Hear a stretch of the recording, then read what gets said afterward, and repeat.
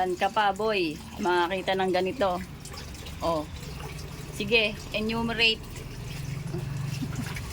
Enumerate your task. Saan ka pa talaga makakita ng gantong asawa? Saan ka pa? Lahat ako nang gumagawa. Ako ang gumigising sa umaga.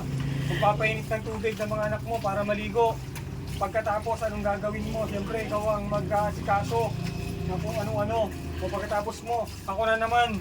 Ako ang maghahatid sa umaga sa mga anak mo. O pagkatapos, mag-prepare ka ng pagkain sa tanghali. Ako pa rin ang maghahatid sa mga anak mo.